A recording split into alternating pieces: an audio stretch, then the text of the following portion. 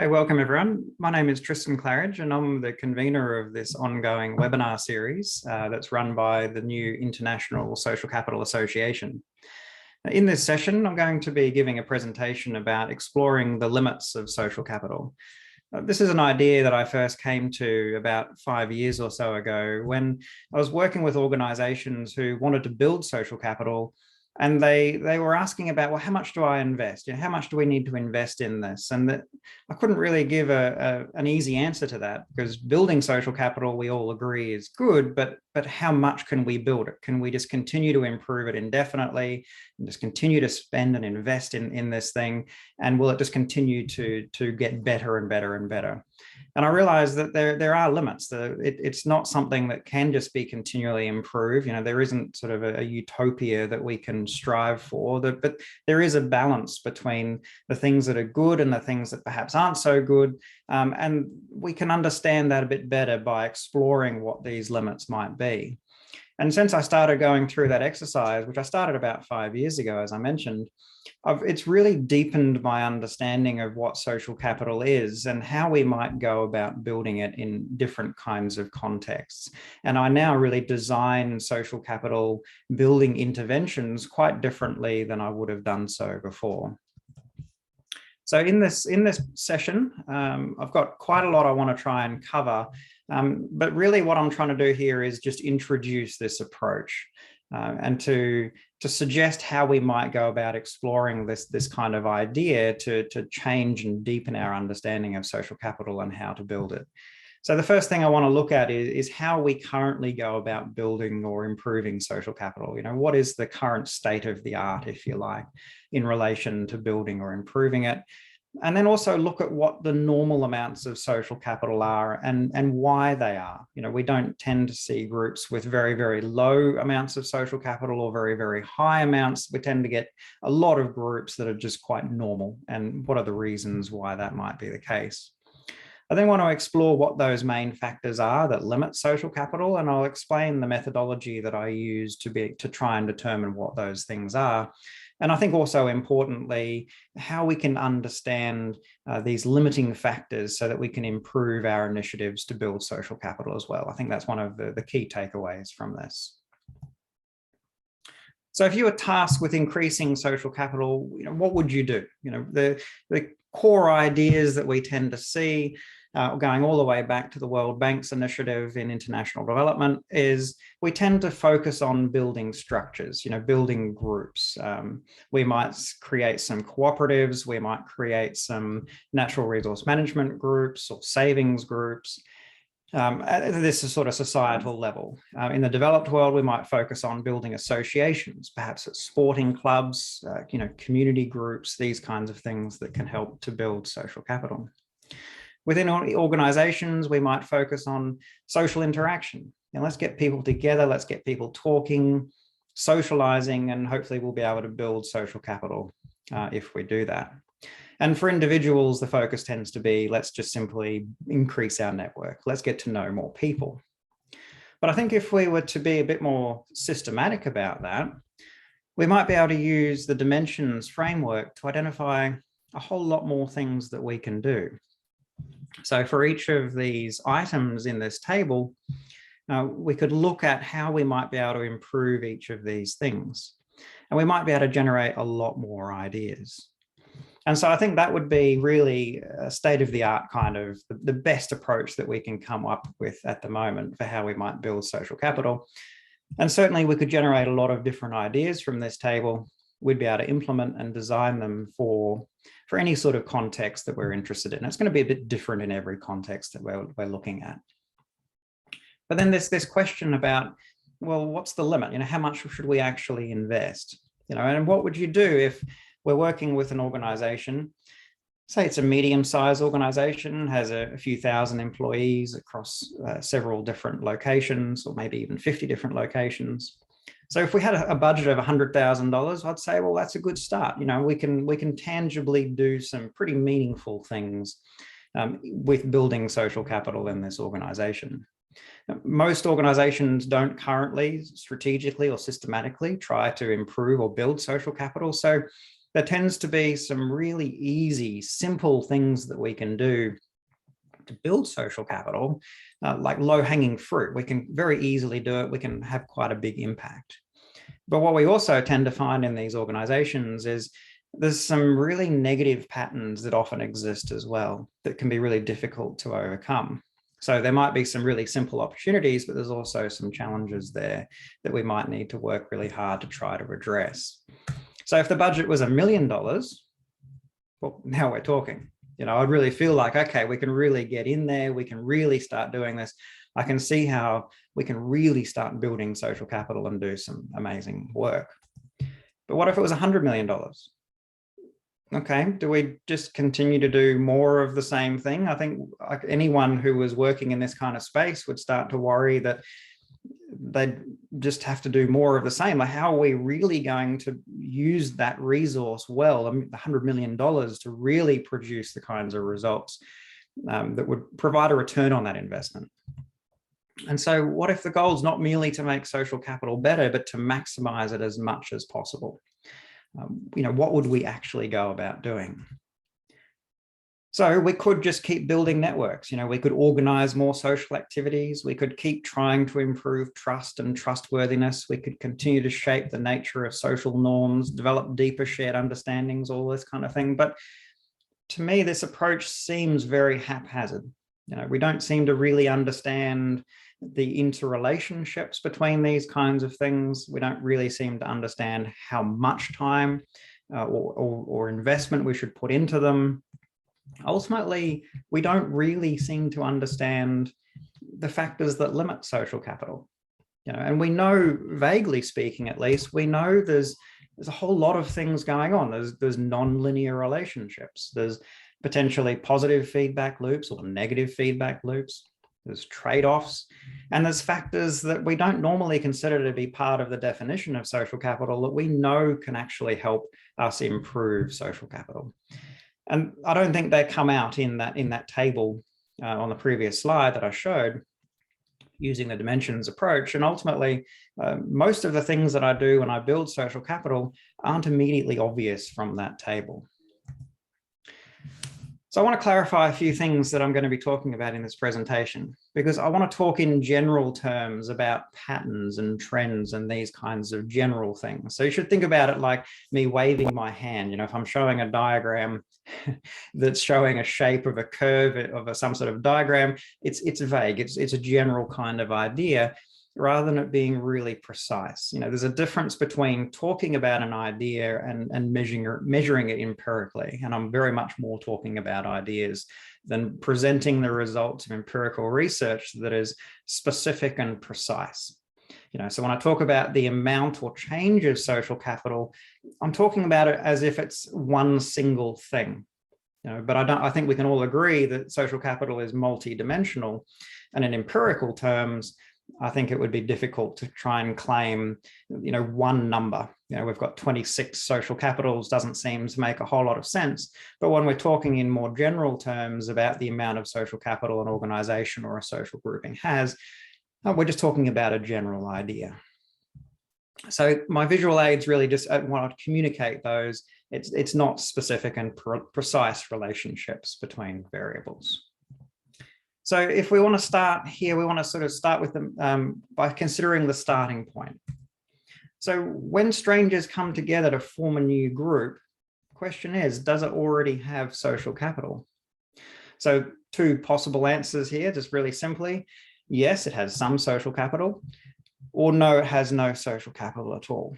So I've got a little poll that I'd like you, the audience, to have a go at answering this. There's actually no wrong answers. Marion, you'll be able to bring that up for us? Yep. Might just need to relaunch it. Yes. Okay. Everybody see that? So have a go at answering that. So a group of strangers, nobody knows each other. There's clearly no networks. Is there social capital there or not? And there really are no wrong answers here. So make sure you just answer it based on your understanding of social capital, the way you approach it, and the way that you would answer it. So I'll just give you about 30 seconds or so to answer that one.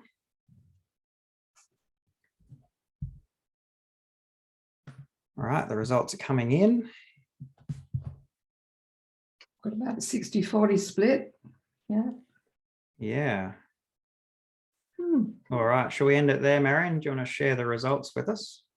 Well, I've got 12 people answered it. No, 20. Yes. The results are, and I will share those in a moment, but I'll tell you what they are. 12 out of 20, or 60% exact split, said yes, there is some social capital, even if nobody knows each other. And the second 8 out of 20, 40%, said no, there is no social capital. So let me see if the results come up. Share results. Everybody see those? All right, there we go. So we've got a fair split, and honestly, I would expect to see that because social capital is defined quite differently. And depending on how you define social capital, you probably should be answering yes, or perhaps should be answering no, depending on your definition. So as a starting point, we've got a variety of perspectives. So what I'll do is I'll start working through the reason why yes is correct, and then I'll also talk about the reason why no is correct as well. And I think one of the key questions that we need to explore about this is what is the boundary of your social network? When is a stranger not a stranger? Because certainly we think there's, or we act like there's this very clear distinction between a friend and a stranger, or a known or an unknown person. And it's a very clear demarcation. And for the purposes of building a construct like social capital and to be able to conduct empirical research, we rely on these kinds of demarcations to be able to do it, to be able to conduct research. But let's examine this distinction between a friend or a known individual and an unknown individual. And we might see on a continuum of strength of relationship, we might see, friends and close families with very, very strong relationships we have with them. Not quite so strong, perhaps friends and acquaintances, less strong again. And then we have strangers at the other end of the spectrum. And so what we're saying is there's this clear demarcation here between people who are in your network and people who are not in your network. And I want to explore that a little bit so that we can understand what that distinction actually is. So we could say that there's this difference between known and unknown individuals, people in your network and people not in your network. And this is probably an easy way to think about it. So a common assumption based on this distinction is that we're positively social towards our known individuals, our friends, and we're indifferent towards other individuals who we don't know.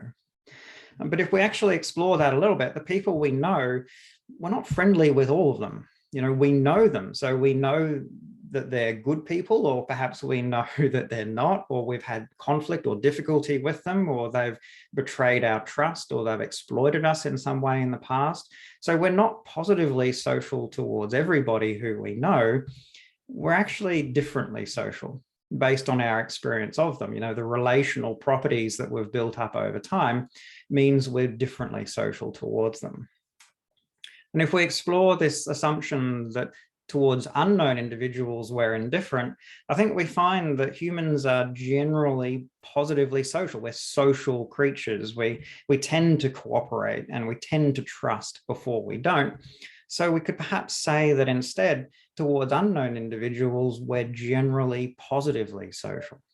I think that would be a more accurate assumption to make.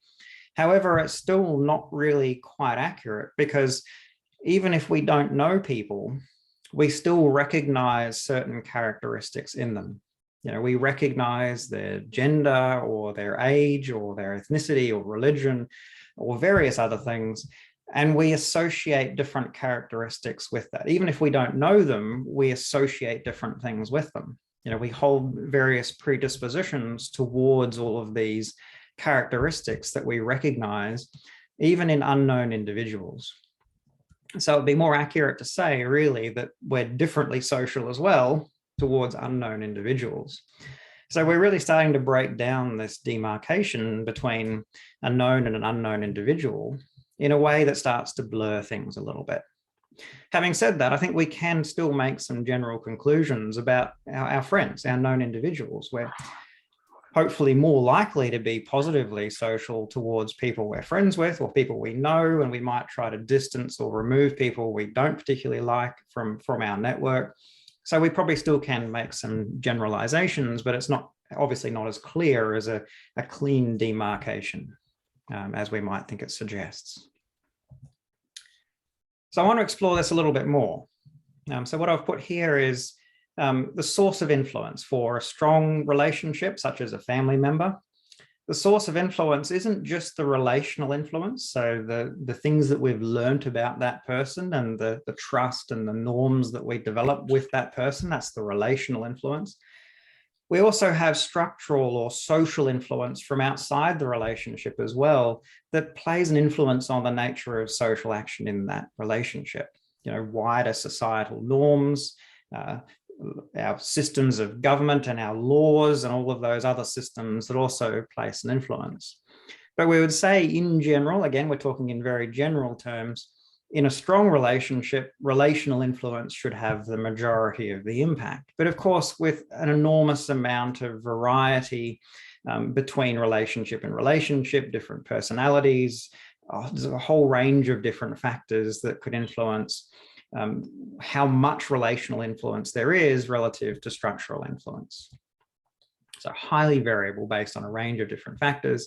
And ultimately, we don't really know where that position might be. We're talking just in very general terms. Strong relationship have a high level of relational influence. If we explore that relative to a weak relationship, then we would assume relational influence is going to be smaller. Because we don't know the person as well. We haven't developed the signals of trust and the norms and all those kinds of properties as strongly. So we're, in a general term, we'd assume that relational influence would be less. And of course, a stranger, we would assume there's no relational influence whatsoever. How we act towards a stranger should really only be a result of the social and the structural influence. And of course, those preconceived conceptions that we recognize in people as well. So this is where we're saying this clear demarcation exists. But as we can see, there's a big difference between a strong relationship and a weak relationship. And perhaps we could find a way to try to graphically represent this. Now, I'm not very confident about this particular diagram I'm going to show you. What I'm attempting to do here, and I'm not confident I'm doing it, is use color to try and to demonstrate the source of influence on social action. And I thought color might be a good way to do it because of the huge amount of variety that exists between personality and relationships and everything else. So I thought, a gradient where in strong relationships, we should see it's mostly blue, it's mostly relational influence. Whereas in weak relationships, it's mostly green because we don't have a lot of those types of relational properties. And so we could overlay different types of relationships on this, from strong relationships such as family through to colleagues and acquaintances who we don't know very well. But again, we need to create this demarcation because a stranger, of course, there is no relational influence whatsoever. So from that line of stranger and friend or part of your network, we have increasing amounts of recognition. But we did say that we recognize things in strangers, so perhaps that's not the best word to use, and familiarity might be a better word to use. And again, just to put a general line on it, this is a general idea. We might say that the structural influence, the structural social influence always has influence on every relationship in some capacity, but generally speaking, it decreases with the strength of the relationship. So if we come back to this idea about whether or not a new group already has social capital, then if we follow Coleman's and Putnam's approach, where we're focused on aspects of social structure, norms and trust and these kinds of things, then clearly the answer would be yes. A new group has some form of social capital because that social structural influence already exists in strangers, and therefore we have social capital. Whereas if we use Lynn's approach, resources embedded in networks, then we're focused on networks, and a new group doesn't have networks, and therefore we would really need to answer no. So both of these are correct depending on how you understand social capital. But if we look at the implications of these things, these two different perspectives, we might see change in social capital over time. So we have time here on the bottom and the amount of social capital. If we said that a new group has no social capital, then it starts at 0. We would expect that it would increase. Of course, we don't know the shape of this curve as those relational properties develop, basically the network and the network resources develop over time. However, if we say it has some social capital, then it starts with some, and it may increase, but perhaps also it may actually decrease over time. Because as we get to know people, maybe we don't really like them. Maybe things don't go so well, there's some conflict, and norms develop in negative ways, there's betrayals of trust and so forth, and social capital might decrease. So it's starting to give us a bit of an idea about how social capital might change over time, depending on our understanding of what social capital actually is. And I thought it would be interesting to look at something like group dynamics. So this is a theory that suggests that when groups form, they go through different phases: a forming stage, a storming phase, which is described as conflict, and then a renorming phase where those norms are redeveloped and reestablished, and then performing. So social capital, if we said it started with some, might increase during that forming stage, might decrease as we go through that conflict storming phase, might then increase again through a norming phase until we get to a performing phase. Now, again, this is very, very general idea of what might happen. A huge number of different factors and variables might actually influence what actually happens in a group. So I want to get to this idea about how much social capital different groups in society might have, because I believe most groups have a normal kind of amount. It's probably a normal kind of a distribution of social capital with different groups in society. So down here we have the amount of social capital from low through to high, and we have the number of different social groupings from few up to many. And by social groupings, I mean a family is a social grouping, an organization is a family grouping, sporting groups, interest groups, neighborhoods are social groupings, cities, regions. So there's hundreds, thousands of different social groupings. If you think about it for yourself, you probably, if you thought hard, could identify 50 or more, or maybe even 100 different social groupings to which you're a part of. And each one of those, we could think about the amount of social capital that each of those social groupings has. And so my general idea and what I'm proposing is that it's a normal kind of distribution. Now, of course, we don't know the shape of this curve. It might be flatter or skewed left or skewed right, but in general, we should see most groupings around the center. And the reason for this, I think, is that any group could have more social capital. So if you built some more connections, if you developed norms, if you improved trust, with any grouping could have more social capital. But also any grouping could have less. If you have some betrayals of trust, if you have some more negative norms start to develop, exploitation, corruption, theft, greed, those kinds of things can push any grouping to have less. So if we examine what might be happening down towards the lower limit, so few groups are likely to persist towards the lower limit, because I think there's vicious cycles that tend to drive these groups near the lower limit towards disintegration and dysfunction. If it's already so negative, then other people may also act in negative kinds of ways. And this can drive groups to just fall apart altogether.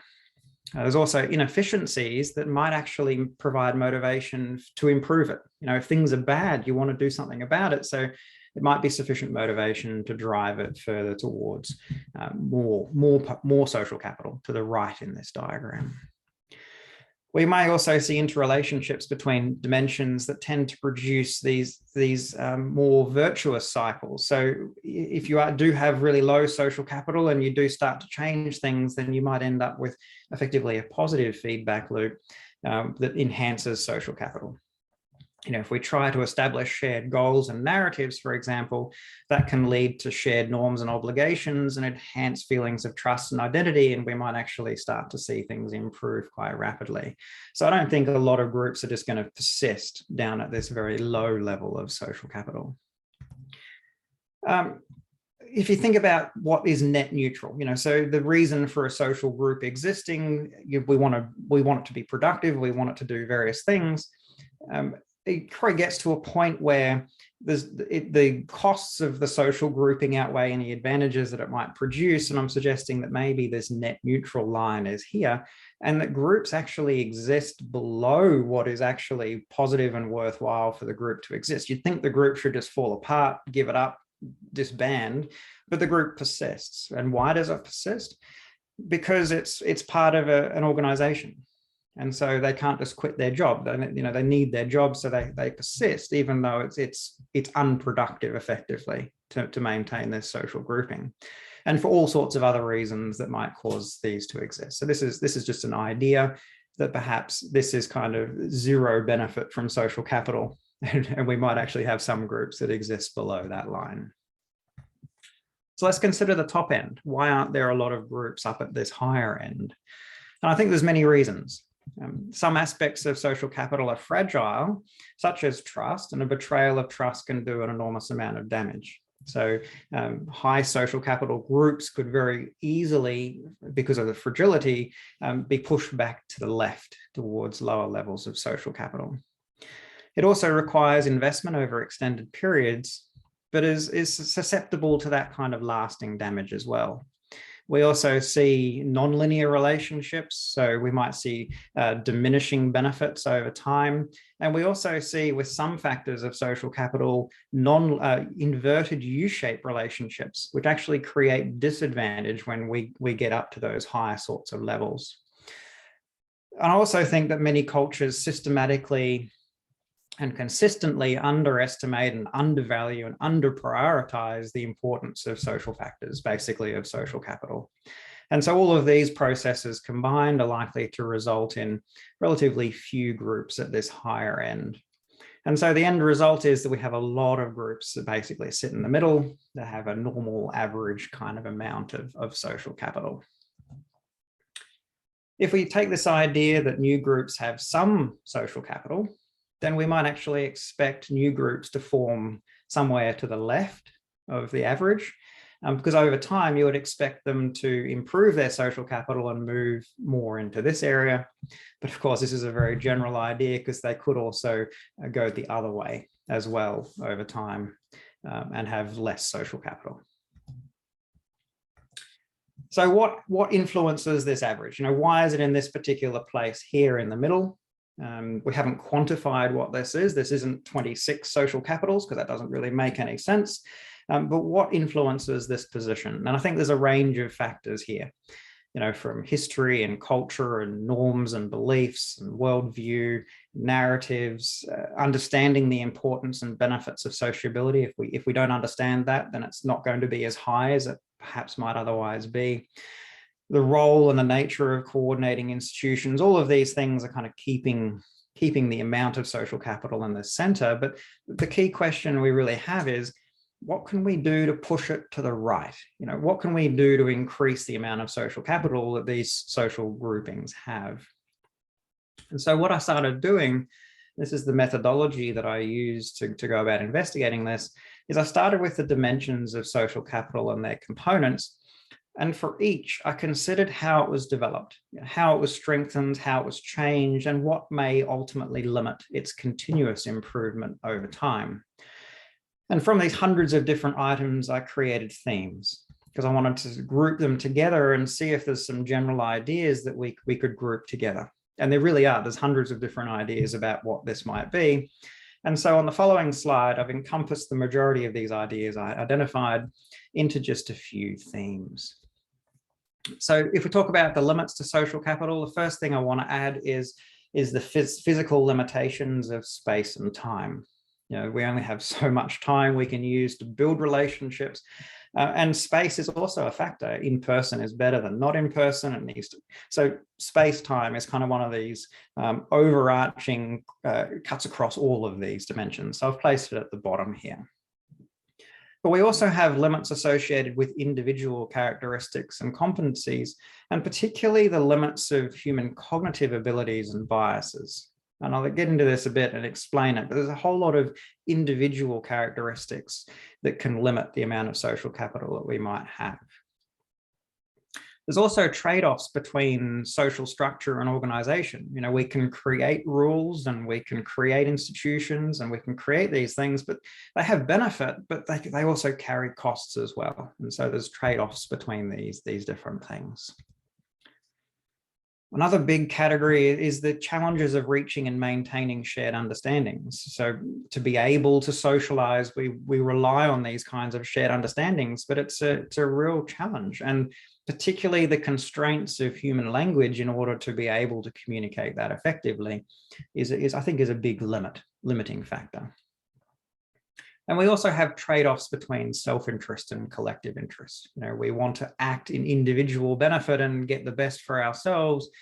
Most of the time, or often, that's in line with collective interest, but sometimes it's not. Sometimes there's trade-offs that might occur there. And humans have pretty consistently demonstrated we have not a great ability to be able to observe rules and follow moral values. And so I think this is a big challenge for the total amount, or the maximizing what social capital could be. So I want to dig into a few of these things. I certainly don't have time to talk about anywhere near all of them, but I want to explore in a bit of detail to demonstrate the value of this kind of approach for understanding and changing how we might approach building social capital. So the first one I'll start with is this physical limitations of space-time, because it's one of those overarching issues that cuts across everything. So pretty simply, most aspects of social capital require investment and effort to maintain and build, and therefore social capital is obviously limited by the constraints of space and time, but it might actually be more useful to think about it as space-time in which social action occurs, which is this four-dimensional space-time, you know, X, Y, Z, as well as time makes those 4 dimensions. And really, this is central to the study of human geography. And as a geographer, this is something that really excites me, and I really love talking about and thinking about these kinds of ideas. And it's been explored from a variety of different perspectives. And I've given you a few examples here if you wanted to dig into this a little bit more. So something that's really fundamental to human geography and understanding this is that human interaction occurs in this space-time. It's not just space, it's not just time, it's space-time. That's really important. So some examples of how space-time might limit social capital is that building and maintaining relationships requires interaction. That's kind of a fundamental aspect of what social capital is about. And the developing shared understandings are reached and maintained through interaction and communication. All of these things take time, and they have some form of a spatial component. And that social structures must be established and maintained. People need to execute the duties of their roles, and rules need to be designed. You know, there's a lot of things here that take time and potentially have a spatial component as well. So if we understand the limitations of space-time, the development and maintenance of relationships and shared understandings have both these temporal and spatial dimensions. So spatial dimensions, we might be able to mitigate to some extent through the appropriate use of information and communications technologies. You know, we have phone lines, we've had them for quite a long time. We also now have things like what we're doing right now, you know, video calls and Zoom meetings and these kinds of things that can get around these sort of spatial limitations that might otherwise exist. In more practical, tangible senses, spaces can be designed and constructed to enhance and utilize and build social capital, maintain social capital. You know, the ways in which offices are designed, the ways in which streetscapes are designed, our urban areas are designed, you know, all of these things can have a pretty significant impact. And there's also temporal dimensions that are more difficult perhaps to mitigate, but we might be able to start minimizing some of the negative impacts over time. Do relationships and trust and norms decay over time? I knew a guy 20 years ago. Is that still part of my network? Have I still got social capital with him? So we might be able to minimize some of the negative effects of time, but we may also be able to maximize some of the positive effects as well. Because my friend from 20 years ago, there's a lot of nostalgia there. There's actually, if I saw him again, I might really feel very strongly towards him as a result of this. So temporal effects can have both negative or minimizing effects on social capital, as well as maximizing. So I want to dig into this first one, this ICT, how we might be able to use technology to improve or to mitigate some of these limitations of space, time. And I think a really relevant theory is social presence theory, which posits that different communication methods and techniques, technologies result in different degrees of social presence or sense of social being, sense of being with another. And there's two key things here, the perceived intimacy and the immediacy. So if we look on this continuum, something like a letter doesn't have great immediacy. You send the letter, some days or weeks later, you get it's perhaps read and returned, so it doesn't have great immediacy. And then we can move through the continuum towards the more higher social presence. And really, in person is the gold standard. There's really nothing better than that, at least based on current technologies. But new technologies may be able to further improve social presence. Video conferencing is pretty good, but it still has some pretty significant limitations. And differences will remain, and we'll need to continue to influence the nature of social capital. So with these sorts of technological systems, some examples of differences to in-person contact and significant limitations that might still exist for social capital is things like social sanctioning mechanisms, and particularly the lack of potential for physical intervention. And I don't just mean conflict, including conflict, but not just conflict. If you're having a Zoom call with somebody, you can't punch somebody in the face, right? Physical sanctioning doesn't exist. It's not a possibility. And everyone knows it's not a possibility. But also all sorts of other sanctioning mechanisms involving physical intervention or other things, they just don't exist in the technological systems that we have. And we also don't have the same degree of intimacy, connection, and the potential for physical support. If I'm having a Zoom meeting with somebody, I can't reach out and put my hand on their shoulder. You can't have that kind of level of intimacy. So it's really quite different. You can see there is really quite a big gap between the in-person and the video call, but new technologies may help to fill that kind of a gap, which may help to further improve social capital in some pretty significant ways. And also I think it's possible for us to use technologies to construct alternative sanctioning methods and mechanisms. Perhaps change the norms around sanctioning and social influence and social norms in these kinds of digital spaces in ways that might further enhance social capital.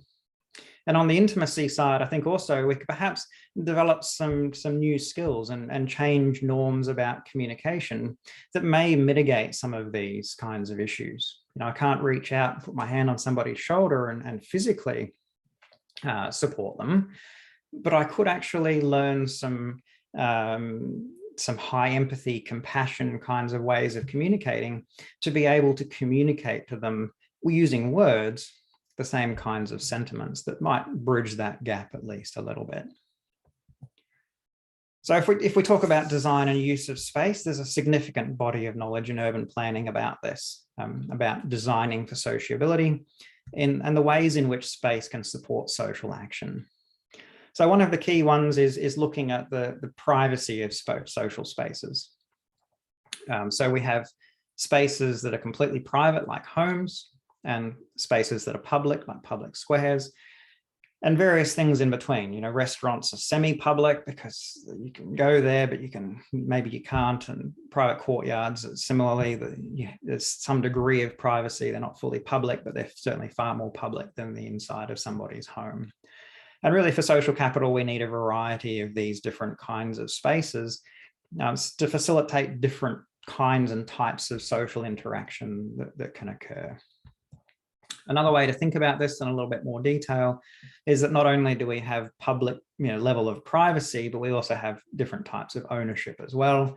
So within this matrix, private ownership and private privacy is a private home, whereas private privacy and public ownership would be a meeting room in a public library. It's publicly owned, but you have privacy while you're in there. Public privacy and public ownership is a public garden, and a restaurant also is privately owned, but is public in terms of privacy. And again, so we've got this matrix, different types of spaces can facilitate different types of social interaction, and a mix of these kinds of spaces is really important for developing meaningful social relationships. Now, using this kind of idea, I want to look at what this means for remote working, because what we currently have in terms of communication technologies are really quite single channel. Zoom and Teams communication is either on or off, it's connected or not, it's in focus for all attendees or not. It's very difficult for us to have the mix and variety of different types of social interactions using this technology. On the privacy scale, a group virtual meeting is very public. Everything you say is heard by everybody involved. It's very, very public. They're often recorded as well, depending on the organization or the purpose. But then one-on-one meetings can be very, very private. We don't really have anything in between. This really doesn't provide that mix of different social spaces that are required for different types of social interaction. We're limited we don't have side chat. If you're in a physical space in person in a meeting, you might be having a little chat with the person beside you quietly. That's really not possible within Zoom, except of course by chat. You could use the private chat functionality, but the social presence of that is way down the other end, text-based chat. So this is that single channel idea, that we can only basically be talking one at a time. And it's public. Everybody can hear the person who's talking. Side chat isn't really a possibility. You also can't make eye contact with somebody else in the room to communicate something, like a little frown or a nod or a smile or something with somebody else in the room. It's not possible, because within Zoom, you might be able to see everybody's faces if cameras are on, but you don't know who's looking at who.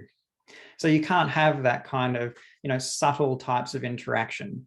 And that's really quite limited. The space in the middle here is really quite absent.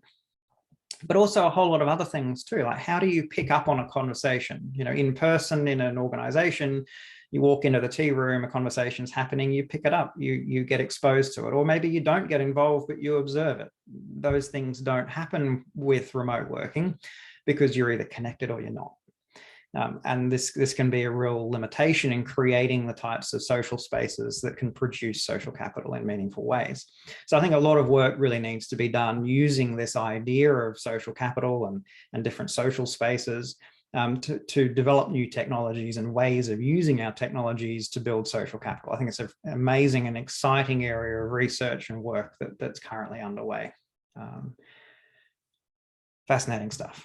So I want to touch a little bit more on design and use of space. So a mix of different spaces, as I've said, is really important for developing and maintaining and manifesting social capital. And also that more people in a physical space does not necessarily improve social capital. We might think, let's get as many people as we can into a space and we can generate more social capital. But the presence of high density of individuals in a space can lead to perceptions of congestion, and that can really limit interaction as well. So I think these are examples of ways that social capital just doesn't increase the more people you get into a space. We need to actually think about these different trade-offs and nonlinear relationships that might exist as well.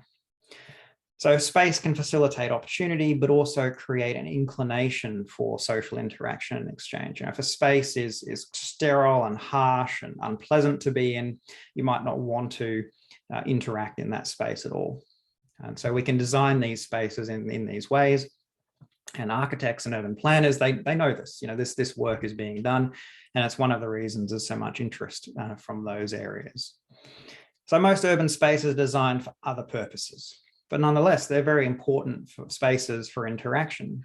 And we need to think about the requirements of form and function and sociability, and there might be trade-offs between these different things. And this is one of the reasons perhaps that creates a limitation or a limit to the total maximum amount of social capital we can have, that we can design for sociability, but only so much. We can't just continually design better and better and better urban areas and built environment. So definitely changes can result in improvements, but diminishing returns, trade-offs, and ultimately, of course, the physical environment can only do so much in enhancing and facilitating social capital development. So by way of summary then, various aspects of social capital are constrained and limited by space-time. Technologies, systems, and tools can mitigate these limitations to some extent. I think we've got a long way to go in learning how we might be able to do that better. Technologies can be used in different ways, and new technologies may support further improvements. And physical space can be designed to facilitate flexible, mixed interactions in ways that encourage people to interact and exchange. And I think there's also a bit of work to be done in that space as well. So I'm going to try and move through this fairly quickly. I'm not going to have time to talk about all of these things here, but the next one I want to talk about are these limits associated with individual characteristics and competencies. So it's pretty widely acknowledged and accepted that we're limited in our ability to manage social relationships at a cognitive level. And quite a lot of work has been done in this space. I think one of the leading authors is Robin Dunbar, who's done quite a bit of work on this particular issue. And there's at least 3 different reasons why human cognitive abilities and biases may limit social capital. We have memory and mental models that are required. We have our capacity to understand others, and we have also the nature of cognitive biases that can also play a role. So I'll talk about each of these 3. Again, this is really just to introduce this idea and the potential that this sort of approach has in understanding how social capital functions and how we might go about building it. So there are 2 main features of memory that are relevant to social capital. The first one is long-term memory, and the second one is working memory. So long-term memory is required to maintain mental models of social details. It's required to remember names and faces and other details of individuals, but it's also required to remember social relationships and their qualities. Simply recognize someone can be easy. However, we also need to remember how we know them, where they work, with whom, how they're connected, their past actions, reputation, and a wide range of various other details, which must be much more difficult and require good long-term memory in order to organize all these different aspects and maintain these mental models of social details. And working memory is required to develop coherent mental models required for effective listening and comprehension. We need that short-term working memory to be able to function really well, since without it, information would be lost before we could combine it into a complete and coherent thought. So I think we can readily see how both of these factors are really important for building social capital and maintaining social relationships. So most aspects of memory and cognitive processing limit social capital. I think we can make that kind of conclusion. But we can also readily identify that technologies and even really simple tools can help us to mitigate some of these constraints of memory. Even a piece of paper and a pen write down some details can help to enhance our memory, basically to improve what we can achieve with the limitations that we have. Also, memory and cognitive exercises can help improve capacity. I think it's pretty well known that memory exercises, we can actually train our mind to do better than we naturally can or we currently do. And so this could be a way, if everyone's completing these kinds of memory exercises, might be a way for us to actually build and improve social capital. It's not only about how good our memory is, but whether or not we want to remember these kinds of details. If you meet somebody for the first time, you might not bother remembering their name just because it's not important to you. So we actually need to not only have good memory, but also change what we value and prioritize so that hopefully we can actually be motivated to remember these kinds of things, put in the effort to do so. So another one I mentioned was capacity to understand others. And I think there's 3 related concepts here. that are probably really relevant to explore. The first one is theory of mind, which is the ability to attribute states of mind to others that allows us to explain and judge and predict other people's actions. Very, very similar. There's an awful lot of overlap here. They're almost the same concept, but slightly different is empathy, which is the recognition and understanding of others' beliefs, desires, and particularly emotions. And also emotional intelligence. Again, a very, very similar concept, which is the ability to recognize and identify different emotions and their meaning and to reason and problem solve on the basis of them. And so if we think about how these types of things might influence our capacity to understand others and therefore our ability to develop social capital, they're required to understand the social world and our place in it, to interpret each other's points of view, intentions, desires, emotions, and beliefs, to assess trustworthiness and the likelihood of reciprocity, the ability to understand mutual aims and goals, and really to be able to form social relationships at all. This is really quite fundamental, and it's something that I think is consistently overlooked when we think about building social capital. Is this kind of level of individual competencies that so clearly play an enormous role in how we might form relationships and be able to build social capital. So if we explore what the literature says about these concepts, these ideas, so theory of mind allows us to judge and predict other people's actions, required to understand the social world and our place in it. Meaningful interaction with others is only possible when we can interpret others' points of view. And it's a prerequisite for cooperation. Therefore, it's vital to the development of social capital. And again, a little bit more from the literature, plays a key role in the development of trust and the assessment of trustworthiness and reciprocity through the ability to understand other people's perspectives and the likelihood of reciprocity. So one of those key aspects of social capital being trust and trustworthiness. The ability to understand mutual aims and goals and allow humans to coordinate complex activities and cooperate in the pursuit of these goals. It's a key requirement for moral consideration and pro-social behavior. And it's a major determinant of pro-social and altruistic behavior. So the literature very strongly supports the importance of these kinds of ideas: theory of mind, empathy, emotional intelligence. So individuals who lack theory of mind would likely have difficulty forming social relationships for two main reasons. The first is that it impairs their ability to develop a large social network, and it impedes the quality of their relationships as well. So we can see how if you have an impaired theory of mind or a less developed theory of mind, then it's not great for developing social capital. Also want to touch on emotional intelligence, which, as I mentioned, is very, very similar. And it really is important. It enables the stronger and deeper connections that are embedded with trust and goodwill and shared understanding, these core aspects of what social capital is. And the literature supports this, that people with high emotional intelligence require less cognitive effort to solve emotional problems, tend to be good at establishing positive social relations with others and avoiding conflict, tend to be more open and agreeable, have more positive social interactions, generally more satisfied with their social network and appear to receive more social support, and tend to coach others around, so assist other individuals and groups to live together and greater harmony and satisfaction. So we can see how emotional intelligence is really fundamental to everything that we understand social capital to be. But it's actually fragile. It's not universally applicable to everyone in every context. And so in terms of exploring the limits of social capital, I think it's important to see how these kinds of factors might work. We can't just continually improve it and expect it to be applied to everybody. So various factors or circumstances may prevent or impair empathy, such as when someone is perceived to be an outsider or in competition with personal interests, or when one feels anger or dislike towards another person or a situation, or they feel their situation is deserved, or where effective empathy creates emotion so adverse that one disengages from it. So effective empathy is where you actually feel the emotions of another. If they're feeling pain, then you feel it too. And that can actually, if it gets too much, can actually cause people to disengage. So it's a bit fragile and it's not universal.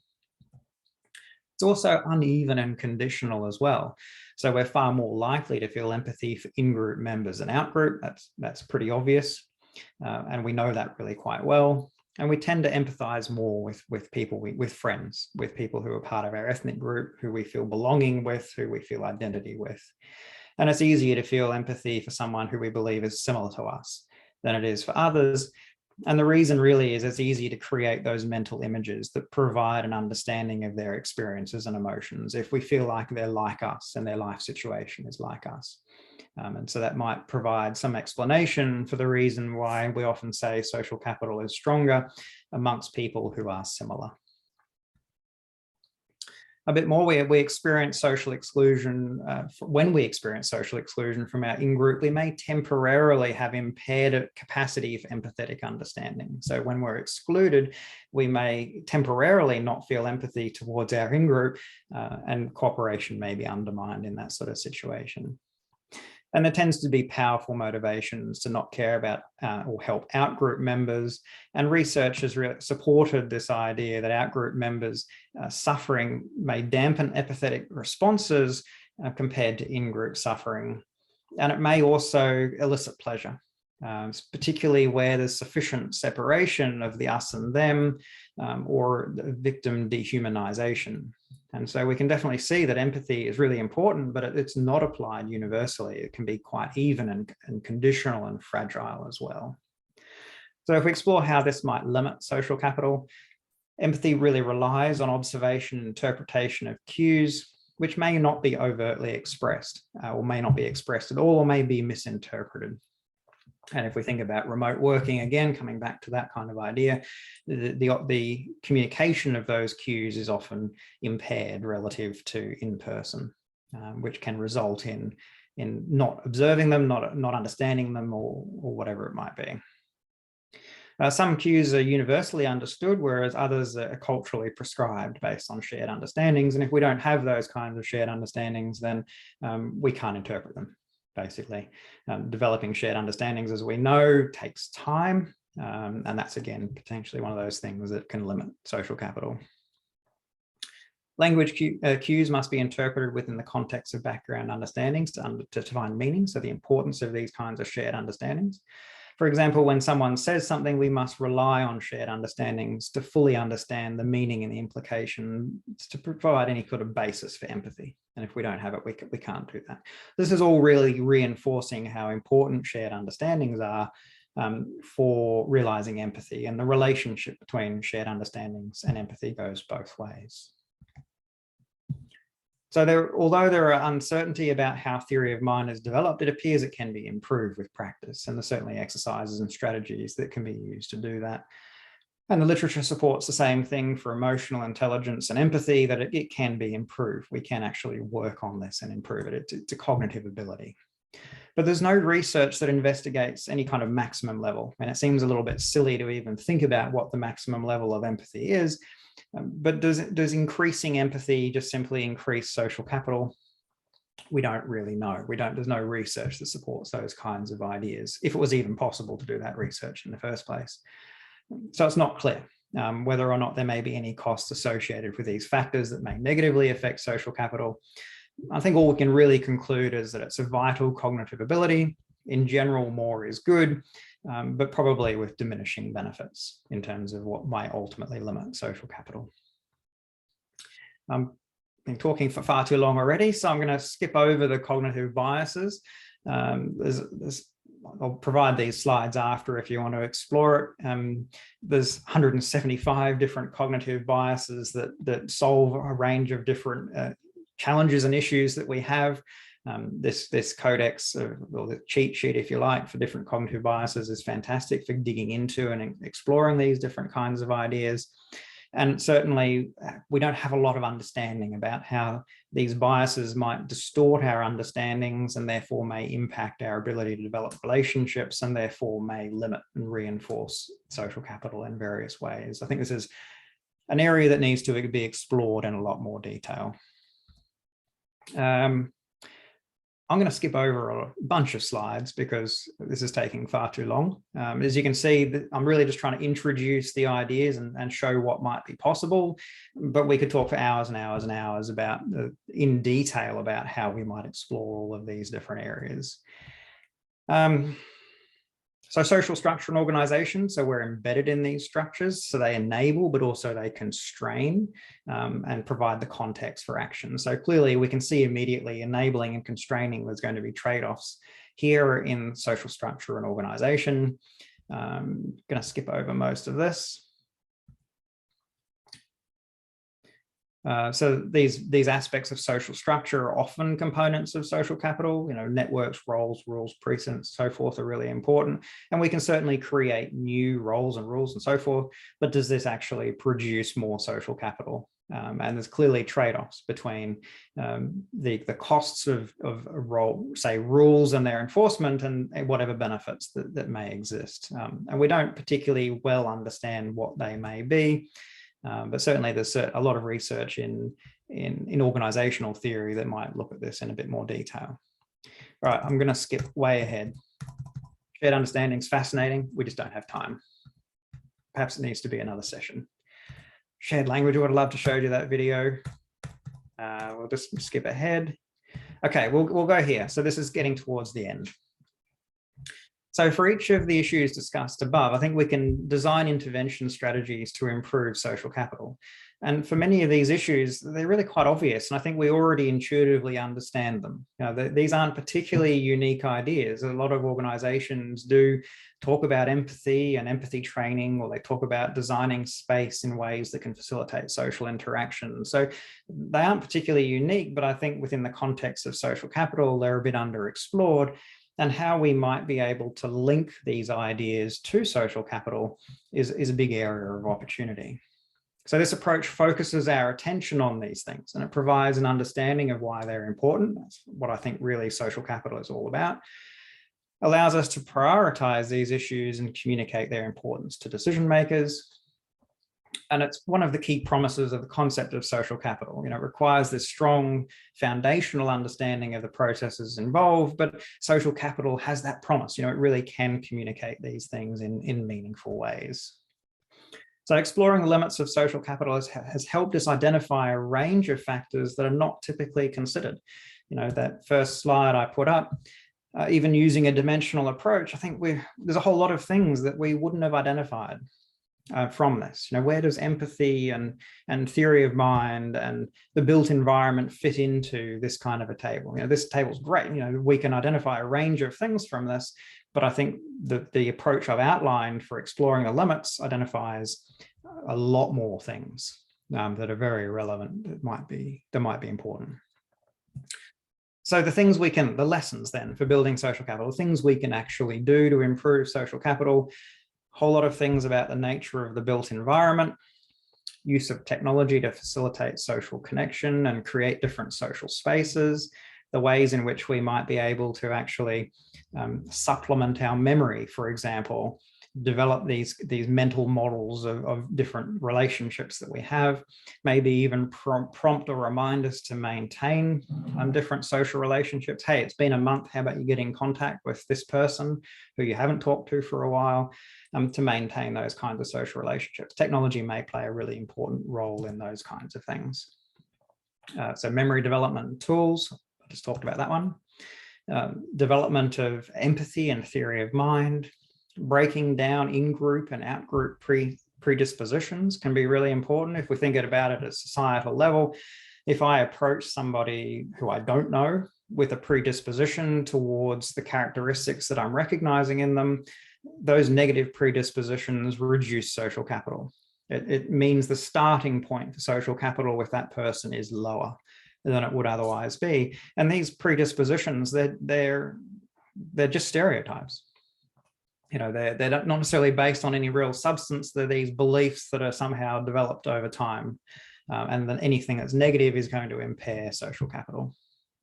So we need to develop shared understandings, including shared language that's required for effective empathy, reduce uncertainty that can be associated with fear. And uncertainty can be a really big reason to not do things, not take social action, not connect. You know, if we're uncertain about something, we don't want to embarrass ourselves. We don't want to put ourselves in a difficult position. So we might just not do it. And that might involve not taking social action, not building relationships, not connecting. So we need to reduce uncertainty. I need to address cognitive biases that may negatively impact social capital and its development in a variety of different ways, many of which I don't think understand particularly well.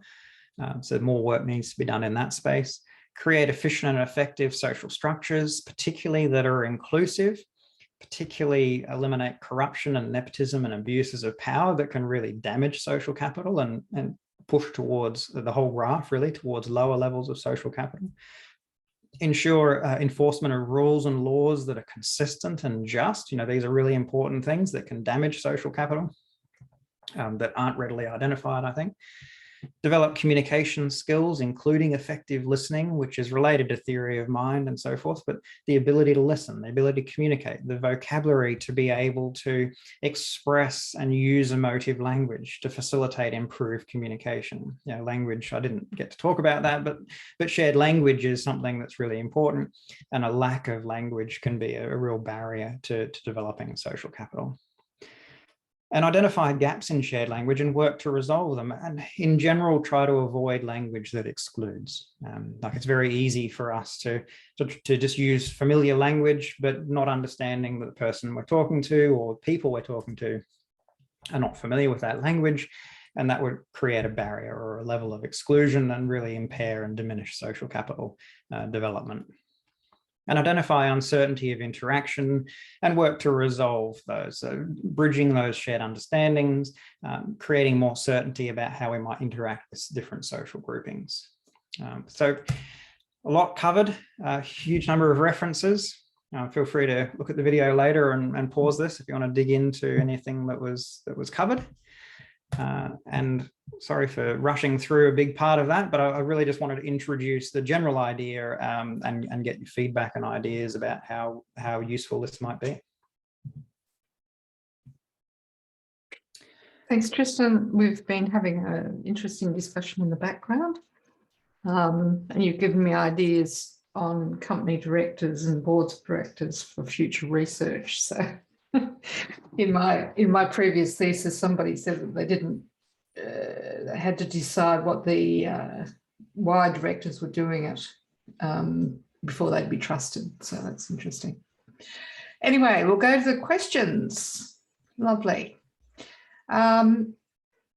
Now, did you want to handle group ones first? Because it's followed, the questions have followed the process of the presentation. I'm happy to answer any question in any order. Yeah, because we got some questions really early on about group dynamics, and Linda, who might be still here, said this seems to presume that the membership of a group is static or relatively static over time, and how does turnover within a group affect this? So I think, I was only really talking just simply to the general assumption that you go through those stages of forming, norming, storming, renorming, performing. But of course, there's a huge range of different factors that are going to influence what actually happens in terms of social capital. And I think one of the big ones is leadership, because if you have really effective leadership, then you may never really go through a storming phase, or storming might be very minimal. You might have excellent and rapid increase in the amount of social capital that exists if you have really effective leadership. If you have very poor leadership, then you might just go downhill from the very beginning. And again, you might not really have a storming phase, because the whole group experience might feel like a storming phase, a conflict kind of phase, might devolve into conflict. So I think there's a huge amount of different factors that might influence what really happens in that sort of a context. The change of group membership is clearly one of those things. If you have fairly regular group turnover, new people coming in, then that can be very disruptive to the development of social capital. And I think really importantly, how new group members come in can be really, really important as well. Like it's the way in which organizations approach induction processes, that if a new person comes in and they're not brought on board and help to see the positive aspects of culture that exist within the organization, then it may negatively impact the social capital that exists. So I think it's a huge topic that is already fairly well understood, I think, within organizational culture, organizational theory work. And then Beverly had an interesting question about culture. Beverly, did you want to ask that? Well, Yes, Edgar Schein divides culture into 3 levels: your artifacts, what you see and how that shapes what you believe; your values, or what you say you believe and how you act and what is important to you. But most importantly, Schein believed that your basic underlying assumptions about the organization was really how you behaved, regardless of your uniforms, what things look like, what you say, what you put on poster boards. But getting back to something you said about organizations, in that, it can be positive or negative. I could espouse that we have this value of integrity and morality, but the basic underlying assumption is we lie, cheat, and steal every opportunity that we get. So my thought was those basic underlying assumptions can drive social capital for the good or for not so good. And then it comes back, I think, another word you mentioned was leadership. Leadership sets the tone, a good one or a bad one. In my study, I chose leadership. I chose to study servant leadership and its influence on social capital. And servant leadership explained 32% of the variation in social capital, but only in my sample. So we have to be very careful to say that this particular sample at this particular time, we think that this influenced social capital in a positive way. But I think those basic underlying assumptions, that piece of culture is so strong that it has to work for the good, or social capital will suffer. Yeah, absolutely. And I certainly didn't get a chance to mention it. I'm not sure exactly how it relates to exploring a limit of social capital, but one of the things that I quite often do with organizations is look at the signals of culture, the signals of those beliefs, and look at how they align with each other. Because like you mentioned, it might say one thing in the staff induction manual or in the some sort of procedure or documentation, but the actual experience that people have can be very, very different.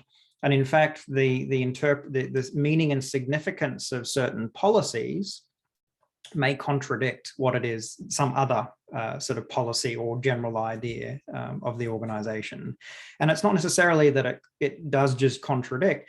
What matters is whether it's interpreted to contradict, because the organization can argue all they like. No, our payment, our remuneration policy is in line with our value and respect for our employees. They can argue that, but if it's not interpreted that way, then it doesn't matter. And so looking at how all of these different signals of norms or predispositions, how they align with each other, can be a really important way to go about changing those aspects of organizational culture, which are so critical to the social capital that exists, because it determines those kinds of predispositions. So it's a challenging area, and because it relies on interpretation, it's something that you need to sort of work through very carefully to be able to change. Thanks, Beverly. And Alice had a question on the expectations of social capital. So that actually extends what Beverly was talking about. And she's apologised for having to leave. So they bring the level of social capital to some extent, but they also have an expectation of a general level of social capital as a result of engaging with groups. Yeah, I mean, I completely agree with what Alice is saying here. Like, it sort of supports the idea from the beginning about we come with some social capital already, and we have expectations. You join an organization or any social grouping, you expect it to be positive. You would certainly hope that it is. You don't join a new workplace expecting things to be poor trust and backstabbing and conflict and these kinds of difficulties. You might choose not to join the social grouping if that were the case. And so you certainly, I do think, yeah, you have expectations about what it'll be. But perhaps also in our modern era, our expectations perhaps aren't particularly high, because we're used to entering workplaces and then finding some difficulties and challenges and social capital not being quite so positive. And so if we could actually raise the expectations, then we would probably change the way people act, and we might actually result in more social capital as well, if we could do that. Great. Now, I also have just put Bourdieu's reference there in terms of the genesis of groups, etc., from class right down to small groups. So I put that up for everybody while you were talking, Tristan. And I think that's pretty much the groups. Beverly, did you have something else that you wanted to talk about with groups? Or have we, that's the more general question. That's the second part. I guess that it was a more general question, and it kind of probably applies across the board. I think we talk around the antecedents to social capital. I think the work is being done, but I don't think that work is really consolidated anywhere.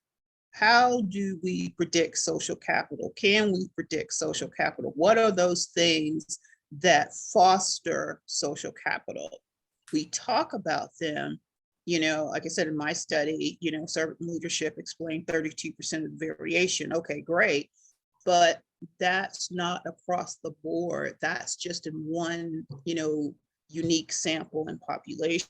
So, but as we do more studies, maybe we need to pull out these things so that we get a good understanding of those things that actually facilitate social capital. So when we talk about building social capital, we understand that in certain populations, these things may work, but in other populations, they do not.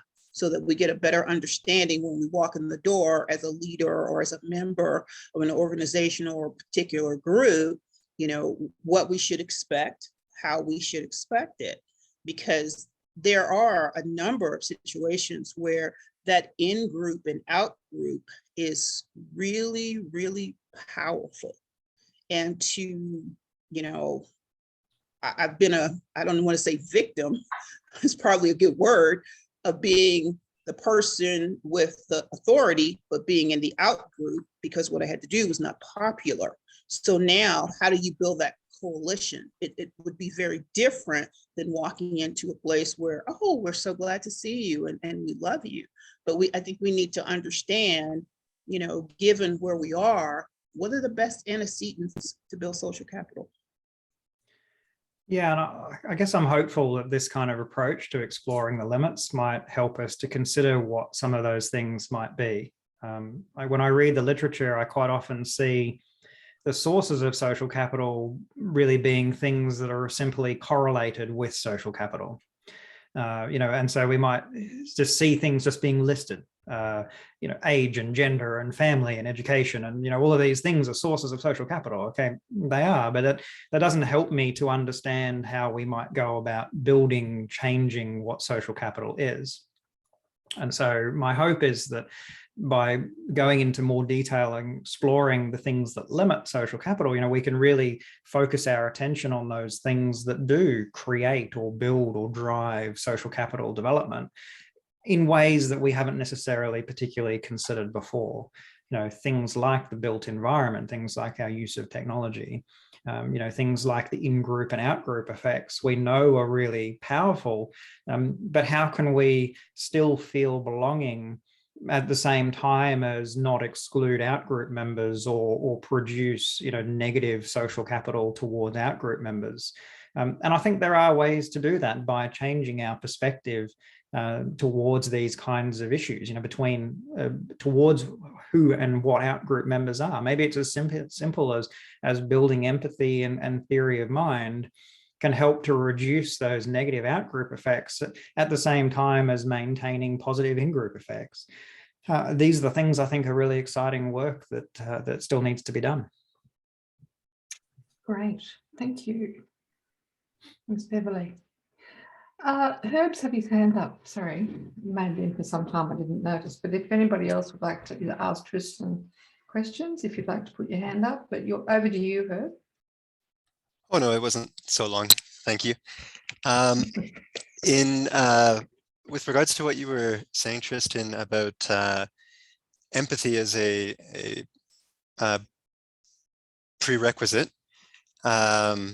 to building social capital, and also as a prerequisite to empathy, needing a shared common language to be able to understand each other. I was thinking about that. The point that was in the list about uncertainty causing or being able to cause fear. And so I was thinking these 2 points seem to be potentially at loggerheads with each other in my mind, particularly because, or at least the way I first interpreted it, does, in the pursuit of building social capital and the pursuit of developing that shared language, risk seeking homogenization as the way to do that, snuffing out diversity or limiting diversity might come to mind as what is needed for this shared language. But then I thought about it a little bit more, and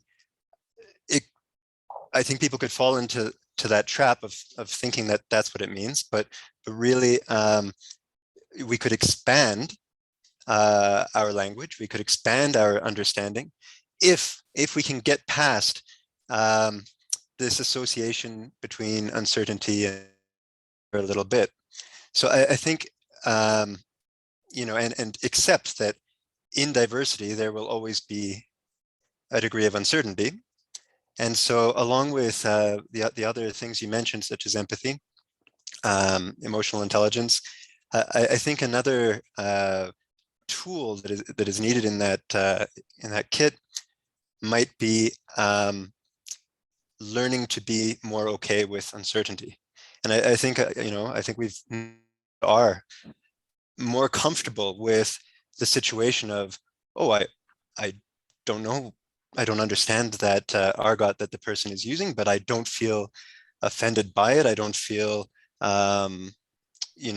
intimidated by it. I'm simply going to find out from them, and if you can get to that stage in dealing with people from out groups, where you take a real in the language they're using, even if you don't understand, and you try to add it to your own vocabulary, then you can really embrace and learn from diversity, and perhaps be a bridge, a bridge builder between groups, I suppose. So I think, but I do think that that's something in talking about social capital that is maybe in the back of people's minds sometimes, right? Is that, okay, social capital will obviously be stronger. You hear about studies talking about homogenous, or perceived to be more homogenous societies like Japan, and they're seen to have strong social capital because of that homogeneity. But no, I think probably everyone here would agree that there is great strength in diversity, and we don't want to limit our perspectives and our potential resources either by in seeking a simplification of our language, or having one include members of other groups by inviting them to adopt their language instead of mutually learning and expanding on both sides.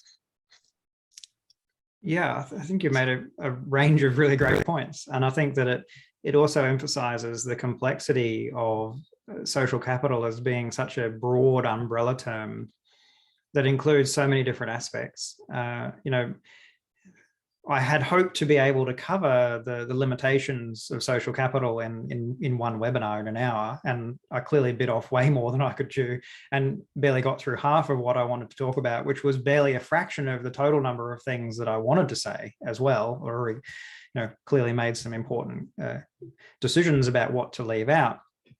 And I think a lot of the things that you've just said show those complex interrelationships and the ways in which we can dig deeper and deeper into the processes and understandings of just one area. Shared language is just one area that has really important implications on a range of aspects of social capital, but it's one thing. And those sorts of considerations about how do we achieve shared language without eliminating diversity, and how do we be inclusive without just becoming homogenous? How do we acknowledge difference while having that difference not being a barrier to interaction? And I think you're absolutely correct that we can learn that uncertainty is okay. I see people on television who are effectively culture or travel reporters who go into places where you or I might feel, or I would probably feel, incredibly uncomfortable because of the cultural differences, the uncertainty about customs, what are they going to expect me to do? What should I do? I might feel very uncomfortable, but they have clearly, as their job, they've clearly learned how to do it and to be comfortable with doing it, and that it's okay to make mistakes and be uncomfortable in those sorts of situations. And so I think it shows how there's a lot of things that we could change. We assume that people are uncertain and therefore don't act, but that doesn't have to be the way that it is. People could learn to do things a little differently and change the way they think and feel about things. So I think, Herb, you've clearly thought about this, and I love the way you're thinking about it. And I think this is the promise. There's areas of work here that can be done to explore this in a lot more detail. Thanks, Herb. Mike was scolding us, not scolding us, I'm joking, for talking mostly about individuals, but we're also talking about, anyway, go ahead, Mike, you're looking for macro. Well, I really wasn't scolding. I was appreciating what Tristan was saying moments ago about barely, touching the surface of all that needs to be addressed, and that's infinite. But in reality, which is overwhelming, I mean, here in the U.S. at the moment, we're addressing things social capital wise that have communitarian and macro kinds of views that are weighty. They won't go away, and I don't mean to impose that on this discussion, but we can't help but think about the divisions that are occurring over gun laws and between partisan politics and racial disparities, and the list goes on without thinking about how do various groups raise social capital. How do public relations firms, how does International Social Capital Association raise the discipline of social capital in the academic realm and gain its place? So I really wasn't saying we automatically, especially myself, go to the individual default in viewing all these things, but simply saying, is it too much to say we also need to look at these other levels too? And I just I'll stop. Yeah, I think it is interesting that when I look towards the things that limit, there is clearly I clearly look towards individual characteristics. A lot of the things that I mentioned are about individuals. And I think that in some ways, this is the very interesting nature of social capital, that it bridges that kind of macro-micro divide that society at a macro level is made up of individuals. We can't think of society just as individuals, because that's basically a reductionism, and we lose the perspective of the macro.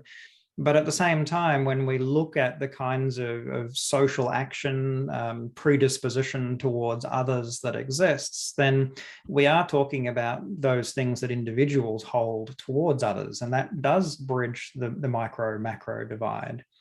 And I think there's some very interesting lessons to be had about the macro level by thinking about social capital in this way. You know, if we think about on a societal level how we might improve social capital, it would be about how that starting point, you know, with how we relate to strangers. You know, what predispositions do we have towards others, and how can we more positively change those, or change them to be more positive and reduce some of the negative ones.